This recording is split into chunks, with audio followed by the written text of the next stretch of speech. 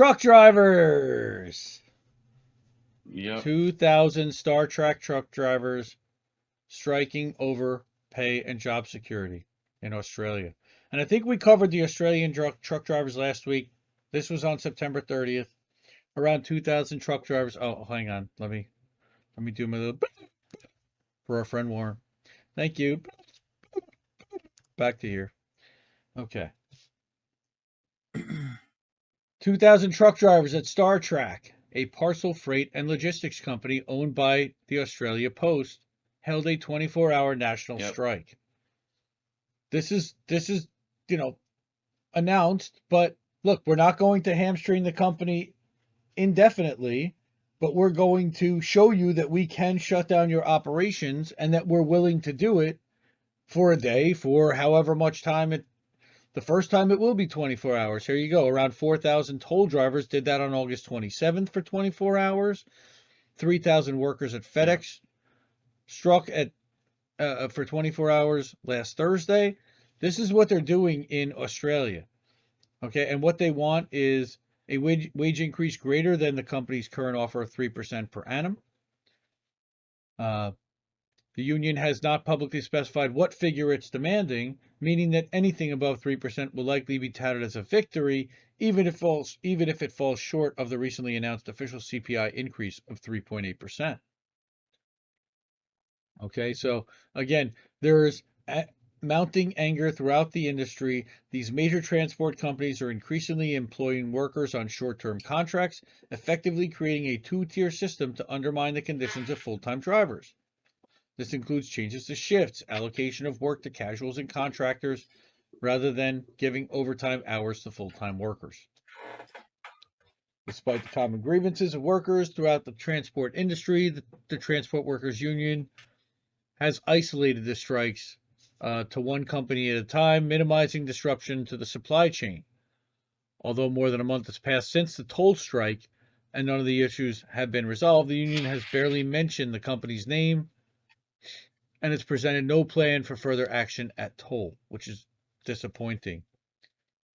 Speaking outside StarTrack's Minchinbury, Western Sydney facility on September 23rd, the National Secretary, Michael Caine, that's kind of funny. Michael Caine blew the bloody doors off. All right. Claimed that these attacks on workers' conditions were the result of Australia's major trucking companies coming under incredible commercial pressure from international competitors such as Amazon Flex, which is garbage. Yep. Caine was careful to reassure management. With your Caine impression? Right? No, I can't. Caine said, I can't. Always, in all agreements, just completely make it terrible, cocky. Sensors being installed on the road using government money for, yeah, that's a good point about the hawking threat. Exactly.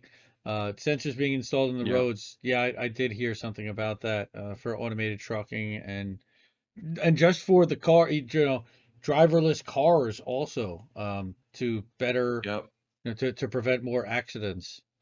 I've got accident sensors. I actually almost hit a cop today. I was taking my kids out to a festival and I had like the beep beep beep sensor. Those are like, we weren't even close to it. Those are like 500 points. We weren't even close to it. Oh, they would have been way more than 500 points. But we weren't even really close to them. But it was already beeping off.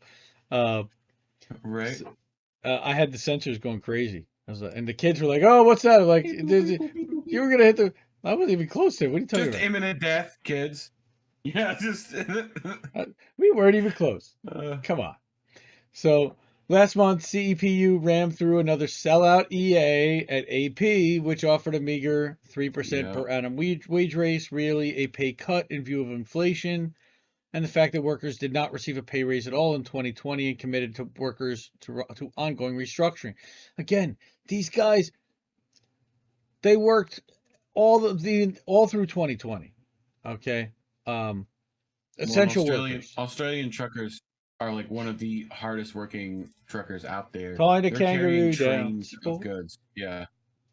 Well, they're also traveling. Most of Australia is still not it's just like an interstate through the Well, middle of, the bush. Like, well, wait a minute. so You see the cops are actually like tackling people and making them put on masks in the streets in Australia. It's pretty crazy yeah, what's but going on that's there in as like well. Melbourne. That again, all the population's right on the coast. So, Hmm. Hmm. Hmm. truckers are having to like across the essentially the island, and they're bringing trains. It's like there's like trucks pull like big long trains of like containers, right?